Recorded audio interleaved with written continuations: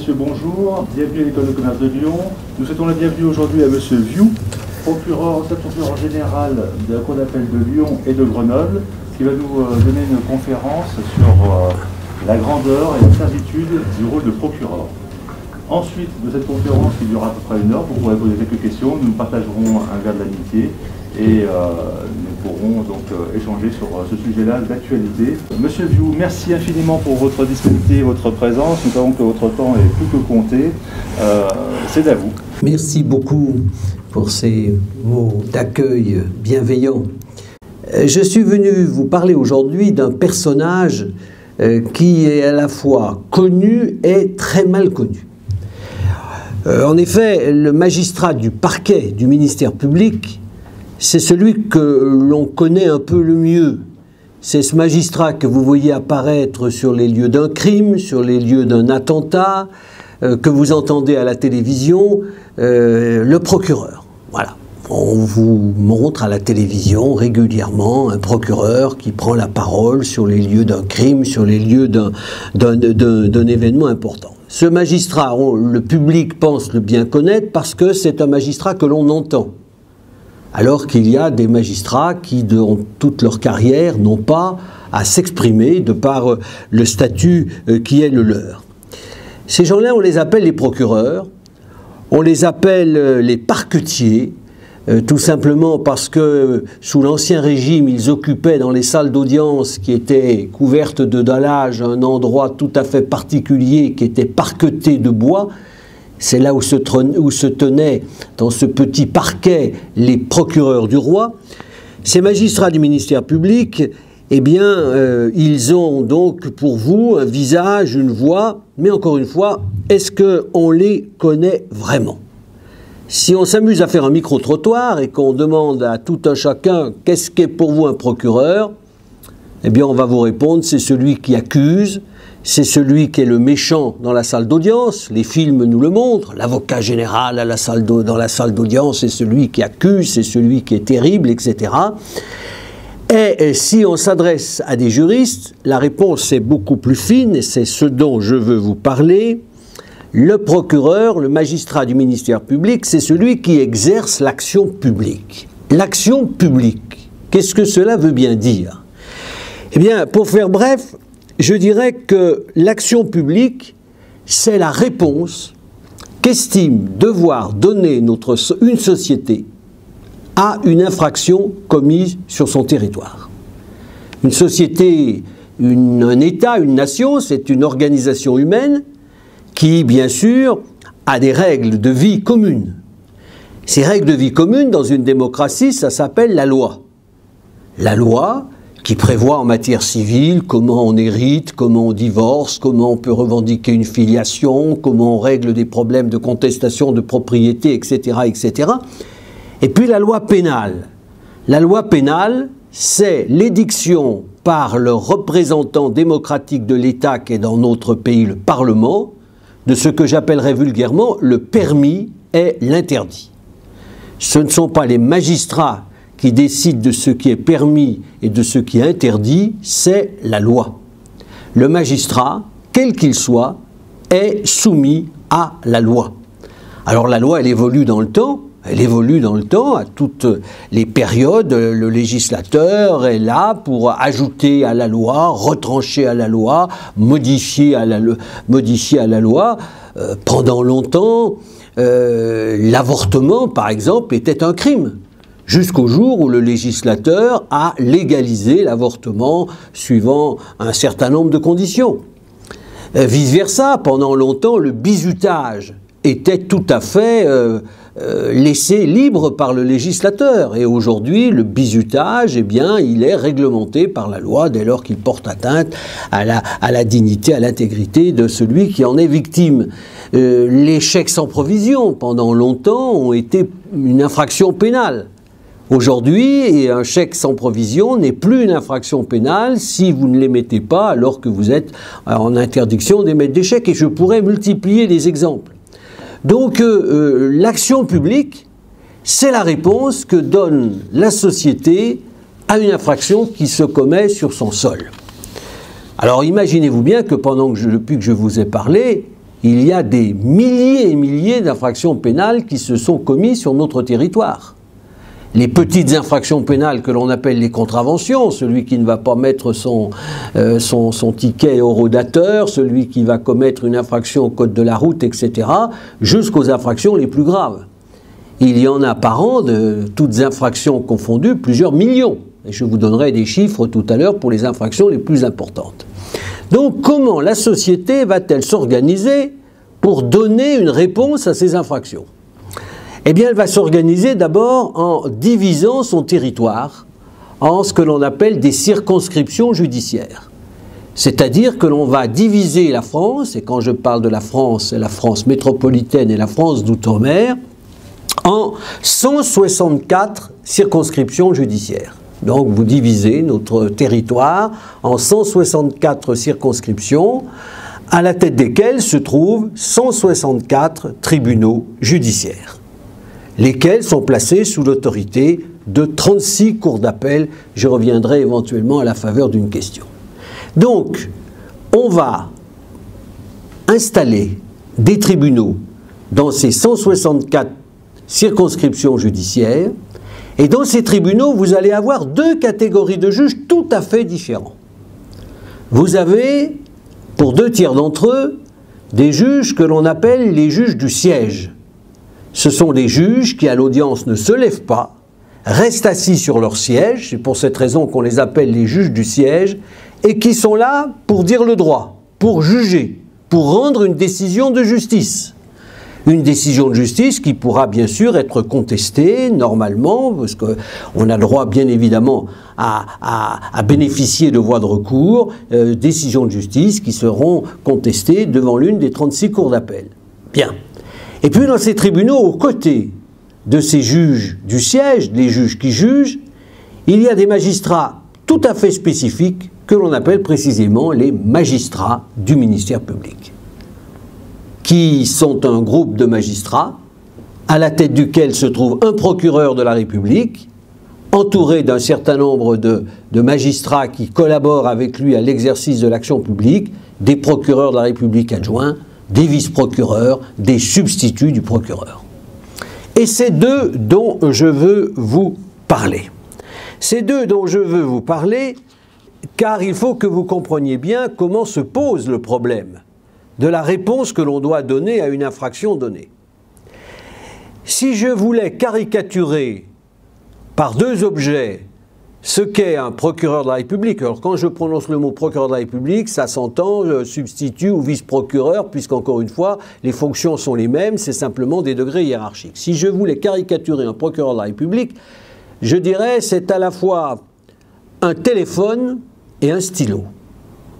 C'est un téléphone parce que le procureur de la République doit être en permanence joignable téléphoniquement pour être informé de toute infraction qui nécessite sa réponse immédiate.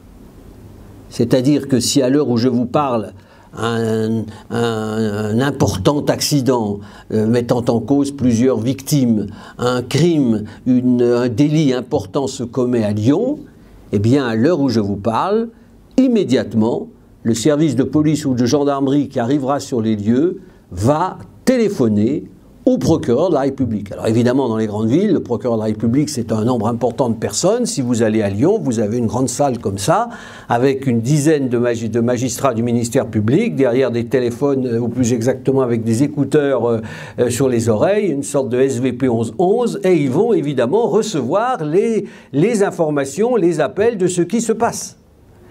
Et ça, c'est le premier travail du procureur de la République. La police va informer le procureur, voilà ce qui se passe, voilà la telle personne qui a été interpellée, qu'est-ce que j'en fais?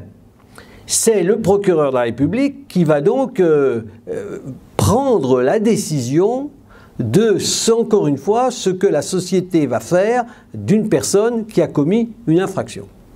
Donc ça, c'est un travail important parce que le procureur de la République, lorsqu'on l'appelle au téléphone comme cela, il va devoir très très vite prendre une décision. OK pour que cette personne soit placée en garde à vue, d'accord pour que cette personne soit relâchée à l'issue de son audition, pas d'accord pour qu'elle le soit, instruction donnée pour qu'on me la défère, pour qu'on me l'amène au palais de justice, etc., etc. J'y reviendrai. Donc c'est toute cette activité quotidienne qui se déroule non seulement le jour mais la nuit, et non seulement pendant les jours ouvrables mais les jours fériés, car la délinquance elle ne s'arrête pas à 18h et elle ne s'arrête pas les jours les fériés, qui fait que le procureur de la République doit s'organiser avec ses collaborateurs, ses vice-procureurs et ses substituts, pour qu'en permanence, il puisse y avoir cette réponse qui va être donnée. Et dans les affaires les plus graves, comme je vous le disais, le procureur va sauter dans sa voiture et va se rendre sur les lieux pour prendre la direction du début, du suivi de l'enquête judiciaire qui va s'ouvrir. Alors ça, c'est le premier travail. C'est pour ça que je vous disais qu'on peut le personnaliser, ce procureur, tout d'abord par un téléphone. Et puis on peut aussi le personnaliser par un stylo, parce que le procureur de la République va recevoir tous les jours des quantités de procédures. Il va recevoir bien sûr des procès-verbaux des services classiques, les services de police et de gendarmerie, mais également les procès-verbaux de multiples administrations sur tout notre territoire qui possèdent ce que l'on appelle des pouvoirs de police. L'administration de la concurrence et de la consommation, la répression des fraudes, l'inspection du travail, les services fiscaux qui poursuivent les infractions, les infractions fiscales, le service des douanes, les gardes-pêche, les policiers municipaux, les gardes-chasse. Tous les gens qui ont la possibilité de dresser des procès-verbaux, eh bien, vont envoyer ces procès-verbaux à qui ? Au procureur de la République, à l'autorité judiciaire. Ce qui fait que tous les matins, et je n'exagère pas en vous disant cela, un camion postal vient apporter au parquet, c'est le mot qui englobe le groupe des magistrats, au parquet du tribunal, eh bien, de chacun des 164 tribunaux français, eh bien, des sacs de courrier qu'il va falloir évidemment évacuer dans la journée, c'est-à-dire examiner dans la journée et orienter dans la journée, sous peine de voir arriver le lendemain de nouveaux sacs postaux et au fil des jours, et croyez bien que je l'ai déjà vu, eh bien avoir des bureaux qui s'entassent de procédures et on se demande comment on va les évacuer. Je vais vous donner une idée du nombre de procès-verbaux que reçoivent les 164 procureurs de la République de France chaque année. Dernier chiffre, 4 496 908 procès-verbaux. Je suis sûr que ce chiffre, vous ne l'attendiez pas. Quand on parle des problèmes de l'embouteillage de la justice, il faut avoir ces données-là. Parce que c'est bien beau de parler aux zincs d'un café sur les lenteurs de la justice, qui existent et qui sont déplorables. Je ne veux surtout pas vous dire qu'il faut se satisfaire du rythme actuel, mais c'est ça le problème. Le problème, c'est ça à la base. C'est qu'à la base, dans notre pays, on établit 4 496 208 procédures, et j'exclus toutes les petites procédures du code de la route, de toutes ces choses-là, hein, ça va de soi. Alors évidemment, et heureusement si on peut dire, malheureusement pour les victimes et heureusement pour nous, il n'y a à peu près qu'un quart de ces procédures qui sont exploitables. Pourquoi? Parce que beaucoup de procédures ne peuvent pas faire l'objet de poursuites, de suites, tout simplement parce que l'auteur n'est pas identifié. Vous descendez le matin de chez vous, vous découvrez que le déflecteur de votre voiture est brisé quand vous a enlevé votre poste autoradio, vous allez déposer plainte pour remplir l'exigence de dépôt de plainte de votre compagnie d'assurance. S'il n'y a pas de témoin, s'il n'y a pas de trace, s'il n'y a aucun élément, bah dites-vous bien que le procureur de la République n'est pas un devin et on ne voit pas tellement ce que l'on va pouvoir faire de la plainte. Si ce n'est que cette plainte qui est enregistrée va pouvoir être bien sûr classée sans suite, mais classée sans suite, ça ne veut pas dire être détruite à tout jamais, puisqu'il faut que vous sachiez qu'en matière de délit, nous disposons d'un délai de prescription de 6 années pour pouvoir engager des poursuites. Si par exemple demain ou après-demain ou dans un an, dans un garage clandestin ou un box de garage clandestin, on découvre une caverne d'Ali Baba dans laquelle on découvre votre autoradio, il nous sera possible, si l'on est dans le délai de 6 années, de ressortir la procédure et de pouvoir engager des poursuites. Mais pour l'heure, nous n'avons pas d'autre possibilité que de classer. Donc c'est déjà un très grand déchet par rapport à ces 4 496 000. Second déchet, c'est évidemment les infractions pour lesquelles on suspecte quelqu'un, mais pour lesquelles, au bout du compte, au bout de l'enquête, on n'a pas assez d'éléments pour pouvoir donner une suite judiciaire. Comme on dit vulgairement dans notre langage, on n'a pas assez de biscuits pour y aller au niveau de l'action publique. Les procureurs ne sont pas fous. Si c'est pour engager des poursuites et pour que ça fasse un flop à l'arrivée et qu'on se ridiculise en engageant des poursuites sur des éléments trop incertains, c'est vraiment pas la peine d'engager des poursuites. Vous le comprenez bien. Donc là aussi, il y a une partie de ces procédures qui vont être classées sous la rubrique infraction insuffisamment caractérisée. Et puis on a les infractions qui ont un auteur identifié, qui sont caractérisées, mais qui, je l'évoquais il y a 5 minutes, tombent sous le coup de la prescription de l'action publique.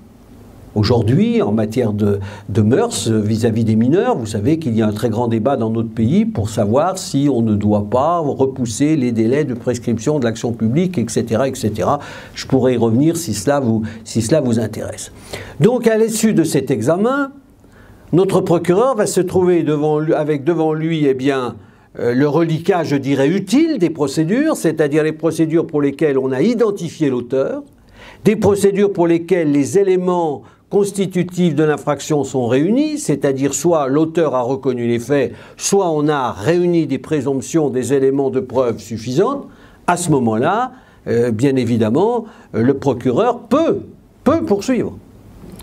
Et on est des pays où il y a ce que l'on appelle le principe de la légalité des poursuites, légalité tout attachée, et où, dès l'instant où les éléments de l'infraction sont réunis, le procureur va poursuivre.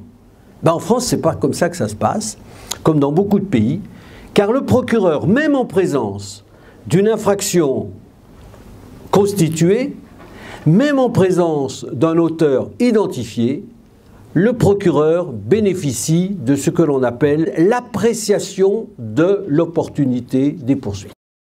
Alors vous allez me dire, mais c'est très dangereux l'opportunité des poursuites, car en effet, il n'y a rien de plus subjectif que d'apprécier une opportunité. Le procureur, il n'a pas à motiver le classement pour inopportunité des poursuites. Donc on peut avoir un procureur qui est très sensible aux infractions à l'environnement, qui va donc poursuivre toutes les infractions à l'environnement qu'il a sur sa circonscription. Il y en a d'autres qui seront peut-être plus sensibles à d'autres types de délinquance, d'où évidemment la nécessité d'éviter une rupture du grand principe d'égalité des citoyens devant la loi. Il serait anormal que selon que vous habitiez Marseille ou Lille, vous ayez des réponses judiciaires diamétralement opposées. Alors il y a des garde-fous, je vous rassure. Le premier garde-fou pour une victime qui constate que le procureur lui dit « non, j'estime inopportun de poursuivre votre plainte », c'est de saisir le procureur général, donc le supérieur hiérarchique du procureur de la République, en contestation du classement sans suite, et le procureur général évoque le dossier et examine si en effet il y a abus ou non dans l'appréciation d'opportunité du procureur de la République. Et puis, surtout, la victime a la possibilité de prendre elle-même l'initiative de la mise en mouvement de l'action publique. La victime, en présence d'une décision d'un procureur qui ne fait pas suite à sa plainte, peut prendre la décision de se charger, de se substituer du procureur, pour faire bref, et d'engager elle-même l'action publique. Alors évidemment, vous en prenez la responsabilité.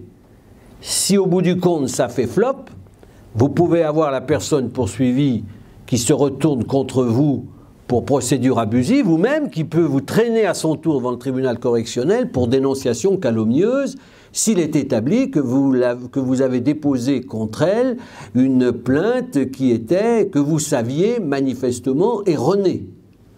Mais c'est un garde-fou très important. Ce qui fait qu'on a un certain nombre d'affaires qui viennent devant les tribunaux, non pas parce que le procureur l'a voulu au départ, mais parce que la victime a estimé devoir saisir la juridiction de jugement, qui s'appelle la juridiction correctionnelle pour les délits et qui s'appelle la cour d'assises pour les crimes. C'est quand même une garantie, et c'est important qu'il y ait cette garantie. Le citoyen ne doit pas se trouver complètement démuni, complètement tout nu devant un procureur qui ne voudrait pas poursuivre. Mais je vous rassure, les réponses du procureur, c'est quand même pas le doigt levé ou le pouce levé ou le pouce baissé de Néron au bord de l'arène. La réponse d'un procureur en termes d'appréciation de l'opportunité des poursuites, c'est une réponse qui s'inscrit dans une logique. Et cette logique, on l'appelle la politique pénale. Qu'est-ce que c'est que la politique pénale d'un parquet? Eh bien, c'est l'établissement de critères objectifs destinés à mettre en évidence un certain nombre de priorités. Alors, il y a des priorités qui sont nationales. Des priorités qui exigent à un moment donné de l'évolution de notre société, eh bien, que la justice systématiquement donne une réponse. Ces priorités nationales, elles sont exprimées par celui qui est au-dessus des procureurs et qui représente l'autorité politique au sein du ministère de la Justice, qui est le ministre de la Justice. La justice en France est administrée par des magistrats tout à fait indépendants du pouvoir politique, avec néanmoins à la tête du ministère de la Justice un personnage politique, membre à part entière d'un gouvernement donné, responsable devant le Parlement, qui est le ministre de la Justice. Et le ministre de la Justice donne un certain nombre de directives, de priorités d'action publique. Actuellement, vous le savez, le ministre de la Justice a donné des priorités de poursuite pour tout ce qui est violence conjugale. Aujourd'hui, les procureurs ont comme instruction, en aucun cas, de classer sans suite des affaires de violence conjugale. On peut avoir, à des périodes de l'année, pour un certain nombre de parquets, des priorités d'action publique qui sont données soit par le ministre, soit régionalement par le procureur général, car c'est le travail d'un procureur général de donner au procureur des directives générales, non pas dans une affaire donnée, forcément, pour le procureur général, mais des directives générales sur, encore une fois, la façon dont on conduit la politique pénale. Ce qui fait qu'un bon procureur qui arrive dans une circonscription, le premier travail qu'il doit faire, c'est faire le tour très complet de sa circonscription judiciaire pour l'identifier. Il n'y a aucune circonscription judiciaire qui ressemble à une autre. Vous arrivez dans une circonscription judiciaire qui peut être totalement rurale, une circonscription judiciaire qui a une très grande frontière avec tous les problèmes transfrontaliers, une circonscription judiciaire qui présente des problèmes d'environnement importants. Je pense à Lyon, le couloir de la chimie, avec plusieurs établissements Seveso, comme on les appelle, des établissements particulièrement signalés sur les risques environnementaux. Vous avez évidemment des politiques pénales qui vont s'adapter à tel type de quartier, à tel type de... La délinquance à Paris, à Barbès-Rochechouart, n'est pas la même délinquance qu'à Nanterre, dans les tours où se trouve le siège des principales sociétés commerciales françaises et même étrangères. Bien sûr, chaque circonscription judiciaire va avoir sa particularité. Il y a des circonscriptions judiciaires sur le sol desquelles il y a des établissements pénitentiaires importants. Chaque circonscription judiciaire est particulière. Donc chaque procureur doit bien connaître ces circonscriptions judiciaires, doit bien connaître les problèmes de délinquance spécifiques à sa circonscription judiciaire pour dégager une politique pénale lisible. Car malheur à celui qui serait incapable, malheur au procureur qui serait incapable de décliner de manière très claire ses priorités de politique pénale. Aujourd'hui, le temps où la justice restait claquemurée derrière les colonnes de ses palais de justice est bien révolu. Le procureur, il est dans la cité, le procureur, il est interpellé par les élus locaux, et le procureur doit être au contact des forces vives de la société, qu'elles soient économiques, qu'elles soient sociales, qu'elles soient culturelles, pour pouvoir expliquer pourquoi il engage telle ou telle politique pénale. Parce que le procureur, lorsqu'il décide de donner une réponse, autrefois, n'avait qu'un seul choix, blanc ou noir. Il n'avait qu'une seule option, je poursuis devant le tribunal ou je classe.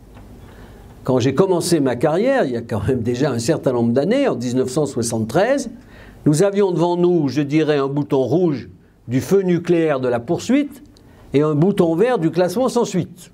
Il n'y avait pas d'autre solution. Ou on poursuivait, ou on classait.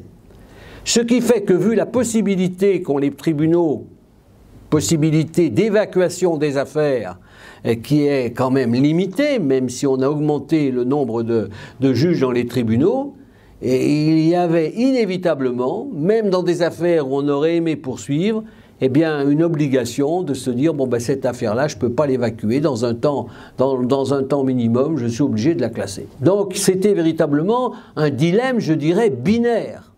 Ce qui fait que vers 1990, les procureurs de France, dans une démarche tout à fait prétorienne, qui a été ensuite entérinée par la loi, mais à l'époque, la loi ne s'intéressait pas à ça, ont inventé ce que l'on appelle une troisième voie. Qu'est-ce que c'est que la troisième voie? C'est une voie qui se situe entre le classement sans suite et la poursuite classique. C'est-à-dire que le procureur va estimer que dans un certain nombre de cas, on peut utiliser une troisième voie pour donner une réponse à une infraction donnée et permettre, bien sûr, d'une part à la victime d'être dédommagée et d'autre part de s'assurer que les conditions sont remplies pour éviter tout risque de récidive. Et cette troisième voie, eh bien, elle prend des formes très différentes. La première forme, elle est toute bête, elle est très simple, ça s'appelle le rappel à la loi. C'est-à-dire que l'on est en présence d'une infraction de faible gravité, commise par quelqu'un qui jusqu'à ce jour n'a aucun antécédent judiciaire. Le procureur va faire convoquer la personne par un délégué. Alors un délégué du procureur, ce n'est pas un magistrat, c'est un citoyen qui se met à la disposition du parquet pour remplir des missions tout à fait ciblées données par le procureur, dont notamment celle de convoquer la personne qui a commis l'infraction et de lui dire « Bonjour monsieur, vous avez commis telle infraction, les éléments de l'infraction sont constitués, le procureur accepte de ne pas poursuivre, mais vous met solennellement en garde contre tout risque de récidive, car si vous veniez à récidiver, vous seriez à nouveau bien sûr poursuivi, et non seulement pour la nouvelle infraction, mais pendant le délai de prescription de 6 ans, également pour l'infraction que vous venez de commettre. » Ça, c'est la réponse la plus indolore. Ensuite, second stade, vous avez le classement sous condition. La personne est convoquée, soit au palais de justice, soit dans une maison de justice. Une maison de justice, c'est une antenne avancée du palais de justice au sein de la cité. Il y en a une ici, pas très loin, place Valmy, à proximité de la place Valmy, dans le 9e arrondissement. Il y en a dans un certain nombre de quartiers de Lyon et de la banlieue. Et on tient le langage suivant. Monsieur, vous avez commis une infraction. Le procureur envisage la possibilité de classer si toutefois, préalablement, vous avez rempli un certain nombre de conditions. Et voilà les conditions que l'on vous impose. Vous avez des problèmes avec l'alcool, vous allez avoir l'obligation de suivre une cure de désintoxication. Vous avez des problèmes de violence avec telle ou telle personne, vous avez l'obligation de ne plus rencontrer cette personne. Vous êtes un conjoint violent, vous avez l'obligation de quitter la résidence familiale pendant un certain temps. Vous êtes distingué dans des stades en lançant des fumigènes ou je ne sais quoi, vous avez l'obligation de ne plus apparaître dans les enceintes sportives pendant 6 mois, pendant 1 an, pendant 2 ans, etc. Et je pourrais multiplier les exemples, avec surtout l'exemple majeur. Vous avez commis une infraction, voilà le dommage dont nous fait part la victime, je vous impose, si vous voulez bénéficier du classement, à ce que vous justifiez dans un délai que l'on arbitre, du dédommagement total de la victime. Ce qui fait que, pour un certain nombre de dossiers, je peux vous assurer qu'on arrive à des résultats aussi efficaces que si on poursuivait. Il y a quelques années, dans la banlieue parisienne, un grand afficheur français installait, en dépit de toute autorisation administrative, de grands panneaux avec des publicités. Vous savez, ces grands panneaux qui enlaidissent les banlieues des villes.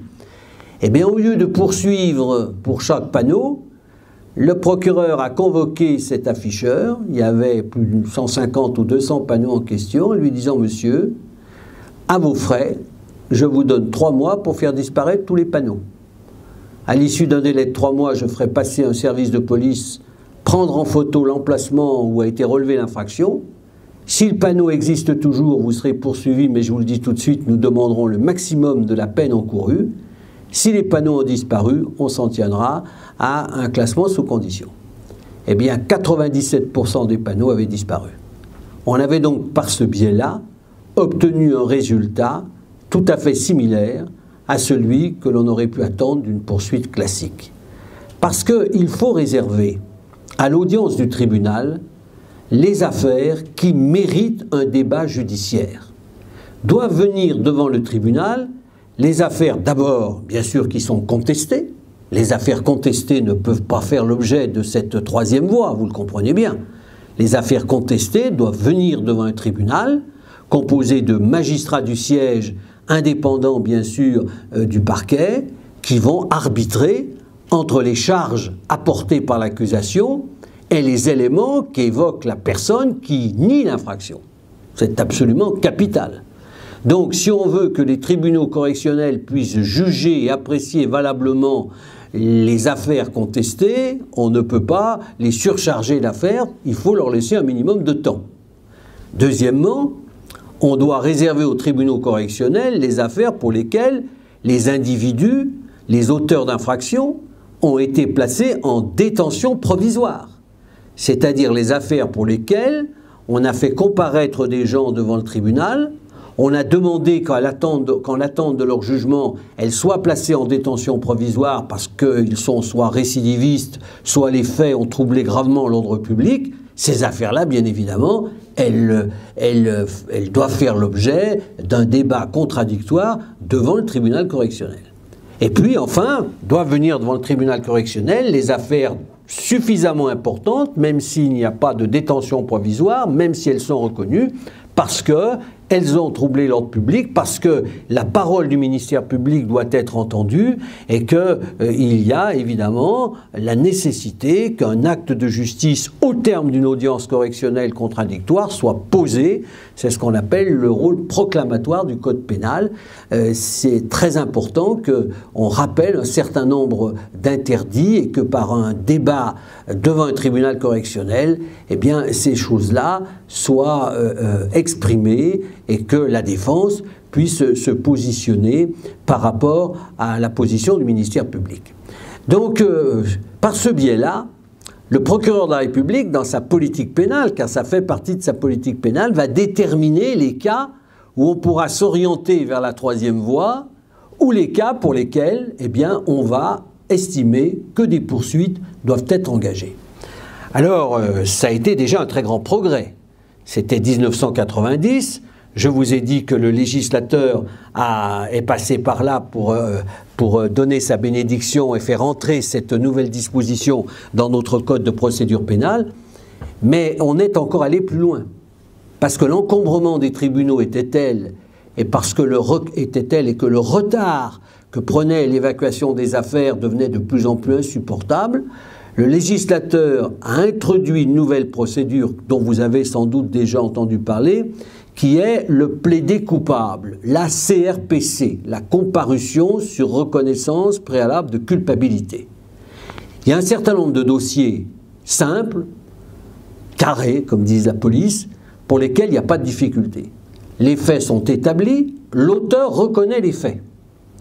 Eh bien, le procureur fait venir l'auteur en présence d'un avocat et lui demande s'il confirme la reconnaissance des faits. oui, monsieur le procureur, je reconnais être bien l'auteur de cette infraction. Et là, le procureur va proposer une peine. Va lui dire, monsieur, voilà, j'estime que pour ces faits, prenant acte de qui vous êtes, prenant acte de votre casier judiciaire, généralement ça s'adresse à des délinquants primaires, prenant acte du montant de vos revenus, bien sûr, de vos charges familiales, des problèmes qui sont les vôtres, j'estime que cette infraction doit être punie de telle peine. La personne est libre. J'accepte ou je refuse. Si elle refuse, on se retrouvera devant le tribunal correctionnel dans le schéma classique que je viens d'évoquer. Si elle accepte, eh bien le procureur prend acte de l'acceptation et va demander à un juge du siège, car le procureur, je vous l'ai dit en commençant, ne juge pas définitivement, il propose, il requiert, il exerce l'action publique, il va demander à un juge du siège d'homologuer l'accord qu'il y a eu entre le procureur et la personne qui reconnaît. La personne qui reconnaît bénéficie d'une très grande chose, c'est le caractère confidentiel de cette procédure. Vous comprenez bien, quelqu'un qui est connu sur la place, qui sait qu'il ne peut pas nier l'infraction, va préférer bénéficier d'une comparution sur reconnaissance préalable de culpabilité dans le silence et la discrétion du cabinet du procureur, plutôt que de se retrouver à l'audience avec des journalistes assis au fond de la salle, qui pourront le lendemain matin exprimer dans le journal ce à quoi ils ont assisté. Ça nous permet, dans un certain nombre d'affaires qui ne justifient pas un passage devant le tribunal correctionnel, eh bien, d'évacuer un certain nombre de choses. Et alors, dans la période récente, on est encore allé plus loin. On a un système de ce que l'on appelle l'ordonnance pénale. L'ordonnance pénale, c'est un papier, la personne ne vient même pas au palais de justice. Le procureur de la République prend des réquisitions d'ordonnance pénale auprès d'un juge, c'est-à-dire qu'il demande à un juge de rendre une ordonnance prononçant une peine sur des faits reconnus, mais là, il n'y a pas de peine de prison, c'est essentiellement des amendes, des suspensions de permis de conduire, car on est souvent en présence d'infractions au code de la route. Et puis pour tout le reste, ces centaines et centaines et centaines de toutes petites infractions que j'évoquais, on a inventé ce que l'on appelle l'amende forfaitaire. C'est-à-dire que c'est la verbalisation qui est à la fois le constat de l'infraction et l'exercice de l'action publique. Le procureur se dessaisit de son pouvoir d'appréciation de l'opportunité des poursuites en présence de ces petites infractions pour lesquelles on gère tout ça par une amende forfaitaire. Le procureur de la République ne va pas être avisé des voitures qui n'ont pas mis leur ticket de rodateur. Et le verbalisateur du ticket de rodateur va vous verbaliser et en même temps exercer la poursuite. Le procureur n'est pas saisi. Le radar sur l'autoroute qui vous flash, eh bien c'est à la fois le constat que vous avez franchi la limitation de vitesse, mais également le fait qu'immédiatement vous êtes dans la moulinette de la poursuite automatique. Là, il n'y a pas d'appréciation des poursuites. Alors, bien sûr, pour éviter tout abus, c'est le législateur qui fixe les peines. Si les tribunaux sont libres de fixer les peines comme ils le veulent, dans la limite du maximum prévu par la loi, en matière d'amende forfaitaire, eh bien, c'est le législateur qui fixe.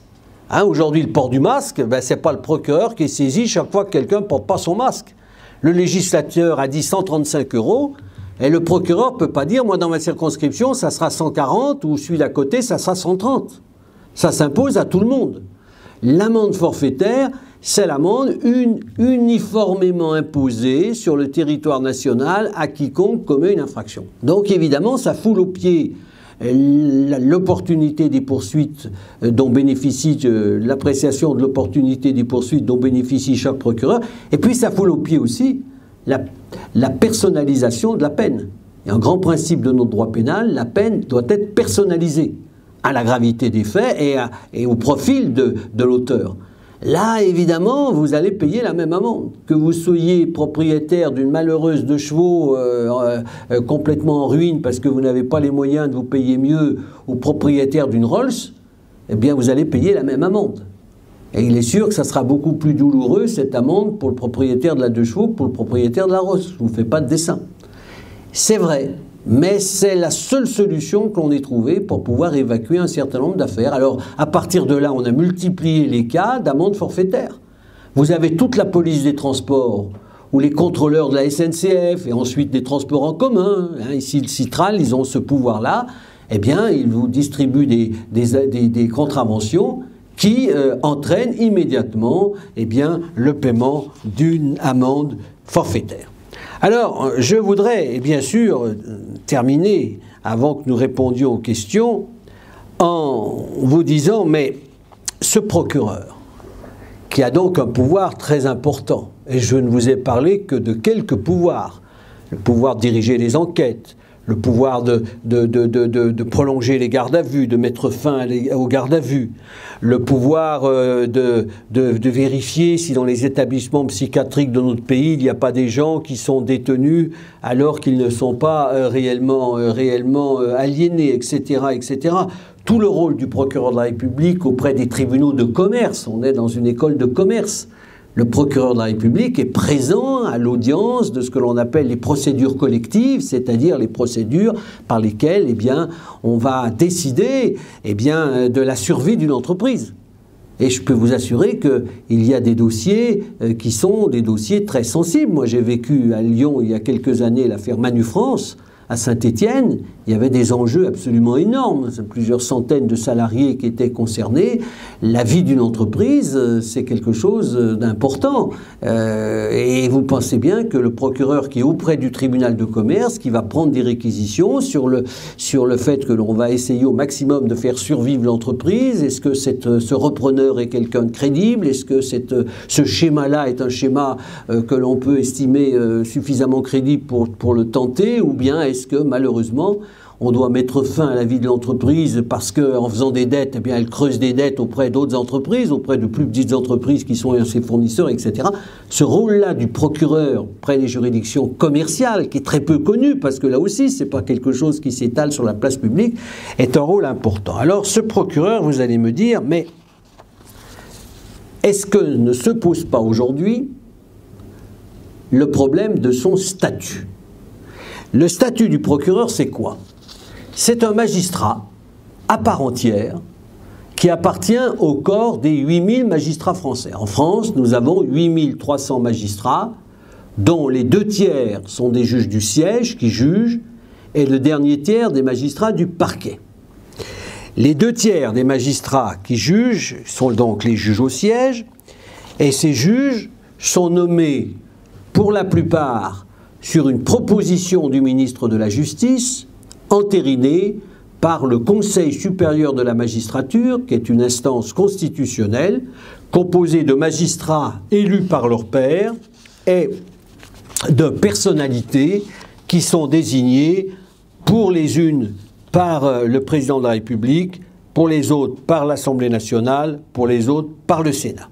C'est-à-dire que les juges du siège font l'objet, pour un grand nombre d'entre eux, d'une proposition du ministre de la Justice, et il y a une formation de 15 personnes, 7 magistrats et 8 membres extérieurs, qui vont donner ou non leur feu vert à la nomination de ces juges. Pour les magistrats du parquet, il y a également une formation similaire de 8 membres extérieurs et de 7 magistrats, qui va simplement donner au ministre de la Justice un avis. Et c'est bien là le problème. Un avis dont la Constitution, à l'heure d'aujourd'hui, indique que ce n'est pas un avis qui lie le ministre. C'est-à-dire que le ministre peut parfaitement s'asseoir dessus. Alors les choses ont évolué, car depuis 10 ans, tous les ministres de la Justice qui se sont succédés, quel que soit leur bord politique, ont pris l'engagement, et ils l'ont tenu, il faut le reconnaître, de ne jamais déroger à l'avis de la formation du parquet du Conseil supérieur de la magistrature. Il n'en demeure pas moins que demain, un ministre pourrait très bien dire « moi je ne suis pas lié ». Et il n'en demeure pas moins que cette dépendance de magistrats du parquet, au moins sur les textes, par rapport au ministre de la Justice au niveau de leur nomination, fait planer aujourd'hui un doute sur l'impartialité des magistrats du parquet. Et je peux vous dire que nous, magistrats du parquet, moi j'ai toujours été magistrat du parquet, j'ai gravi tous les échelons, donc j'ai vécu toutes les situations. Nous le vivons très durement. Car aujourd'hui, nos concitoyens ont le sentiment que nous serions des sortes d'agents politiques d'un gouvernement donné. On pourrait imaginer que l'on soit, nous, parquetiers, des sortes de commissaires politiques chargés bien d'exécuter telle ou telle directive du gouvernement et déclinée sur le plan judiciaire. Je peux vous assurer qu'il n'en est absolument pas le cas. D'abord, moi j'ai dû servir 12 ou 13 ministres de la Justice dans ma carrière, de couleurs politiques fondamentalement différentes. Et je peux vous assurer que je n'ai jamais eu l'obligation de prendre une décision dans tel ou tel sens.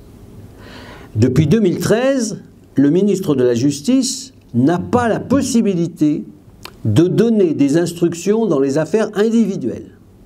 Le ministre de la Justice ne peut donner que des directives de politique pénale générale. Ça, c'est très important. Ça, c'est très important. Alors me direz-vous, mais est-ce que c'est suffisant? Est-ce qu'il ne faudrait pas, pour restaurer la confiance du citoyen dans la justice, car nous sommes bien conscients qu'aujourd'hui, il y a un problème de perception de l'indépendance des magistrats des parquets. Et nous savons bien que la confiance du citoyen dans sa justice, dans la neutralité des juges, eh bien que cette confiance-là, aujourd'hui, elle est érodée. Ne pourrait-on pas imaginer d'autres solutions? Alors certains ont dit, il n'y a qu'à tout déconnecter et il n'y a qu'à inventer un procureur général de la nation qui serait donc le grand patron de tous les procureurs. Il n'y aurait plus le ministre de la Justice qui serait à la tête de la magistrature. Ça serait véritablement une instance tout à fait extérieure. C'est évidemment la tentation du troisième pouvoir. Vous savez, le pouvoir de Montesquieu, les trois pouvoirs indépendants les uns des autres, l'exécutif, le législatif et le judiciaire. Bien sûr que le pouvoir judiciaire doit être indépendant. Mais il faut bien comprendre que dans notre Constitution, dans notre régime démocratique tel que nous le vivons, et je suis de ceux qui le défendent âprement, la justice n'est pas une espèce de, de bulle, de ludion qui viendrait évoluer dans l'éther en restant tout à fait étranger et se désintéressant de l'équilibre des différents pouvoirs. Donc, imaginons un procureur général de la nation, se posera le problème de savoir d'où nous, magistrats, nous tirons notre légitimité. Parce qu'il faut bien qu'on se dise, de qui tirons-nous notre légitimité?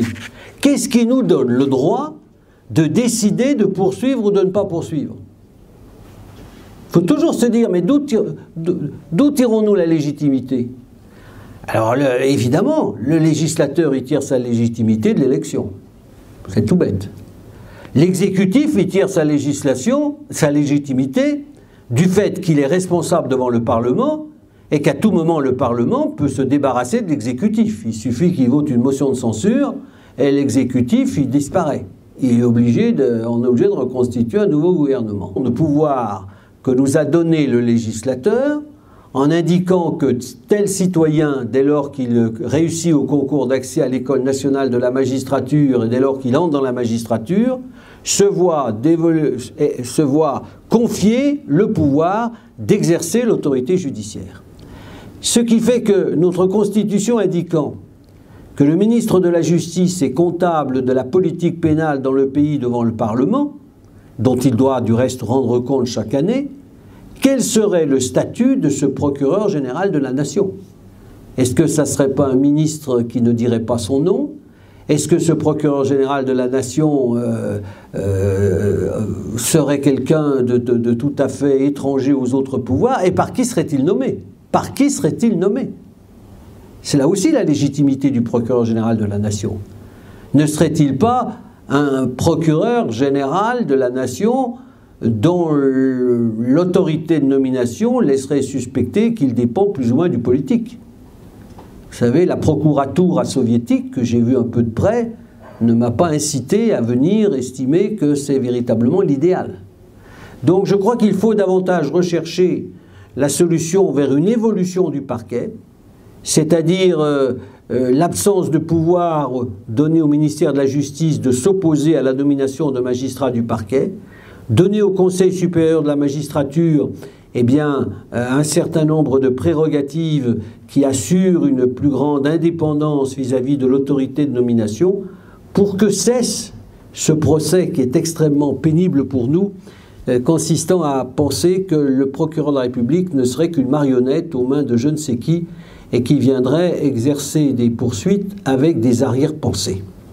Quand un citoyen perd la confiance dans ses juges, lorsqu'il pense qu'il peut y avoir des arrière-pensées, eh bien, c'est quelque chose de tout à fait déplorable. Alors je ne dis pas que parce que ça existe, c'est la faute des citoyens qui se trompent, ou la faute des citoyens qui seraient injustes vis-à-vis des magistrats. Nous, magistrats, nous devons nous dire quelle image renvoyons-nous. Avons-nous réellement, donnons-nous, offrons-nous vraiment à nos concitoyens une image de totale objectivité, une image de totale neutralité?